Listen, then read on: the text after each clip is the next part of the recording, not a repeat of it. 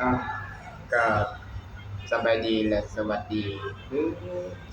สุพลเนาะสำหรับที่นี่นะมาพอกับเบาน้อยตรงสแนลเบาน้อยสแนลคือว่าสิเป็นช่องน้อยๆก็ฝากกดไลค์กดติดตาม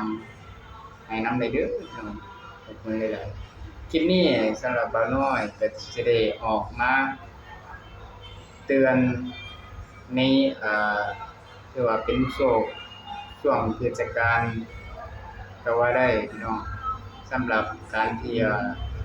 เล่นกินหรือว่าเล่นเที่ยวเนาะพี่น้องก็ให้ระมัดระวังในการเล่นน้ำนะพี่น้อง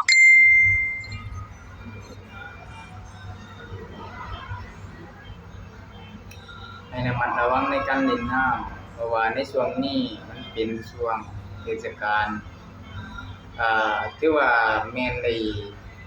ตามที่บ่น้อยได้เห็นมาก็มีเกิดอุบัติเหตุพี่น้องก็เลยบ่น้อยก็เลยสิเอามาแจ้งมาเตือนให้ระมัดระวังการเล่นน้ำก็บ่ควรดินที่น้ำลึกเนาะพี่น้องเนาะคือว่าให้ระมัดระวังในช่วงนี้ก็คือว่าเหตุนี้ก็มันเกิดขึ้นได้ทุกเมื่อเนาะพี่น้องเนาะฉะนั้นบ่น้อยจะได้ออกมาแจ้งให้การเล่นน้ำสงกรานต์ในช่วงปีใหม่นี้ขอให้ทุกคนเล่นด้วยความสุขแล้วก็อ่าบ่ให้มีอิหยังเกิดขึ้นเนาะพี่น้องอันนี้ก็สิมาเตือนก็คือมีเอ่อบ่น้อยเห็นเฟซหนึ่งโพสต์มีผู้เสียชีวิตจมน้ำเนาะพี่น้องก็บ่รู้ว่า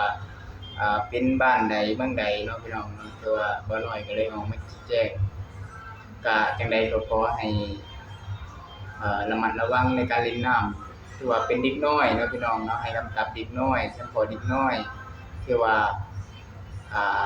ลอยน้ำบ่เป็นเนาะพี่น้องเนาะก็ขอให้ระมัดระวังในช่วงปีใหม่เนาะพี่น้องก็จั่งใดก็ขอฝากพี่น้องเบิดสุขุทุกคนบ่ว่าจะเป็นฝั่งไทยและฝั่งลาวเด้อพี่น้องก็ขอฝากกดติดตามช่องน้อยๆของอ่าเบาน้อย Channel เด้อพี่น้อง คลิปนี้ก็สิบ่มีหยังหลายเนาะพี่น้องก็สิมาชี้แจงเตือนให้ระมัดระวังในการเล่นสงกรานต์เนาะพี่น้องเนาะสำหรับเด็กน้อยเนาะบ่ควรปล่อยปละละทิ้งไว้เนาะพี่น้องให้ระมัดระวังเพราะว่าช่วงนี้มันเป็นหน้าร้อนบ่ว่าจะเป็นเด็กน้อยหรือผู้ใหญ่ก็แน่นอนเนาะพี่น้องมันก็ต้องหาน้ำมันร้อนเนาะพี่น้องเนาะจังไดก็ขอให้มันระมัดระวัง อ่าดูแลเด็กน้อยหรือว่าดูแลลูกเต้าให้ดีๆเนาะพี่น้องในช่วงนี้เพราะว่าอากาศมันก็ร้อนแน่เนาะพี่น้องเนาะคลิปนี้ก็สิขอจบเพียงส่ำนี้เนาะพี่น้องเนาะจังได๋ก็ขอกดไลค์กดแชร์กดติดตามให้เบาน้อยเด้อพี่น้องคลิปสวัสดีสบายดีพี่น้อง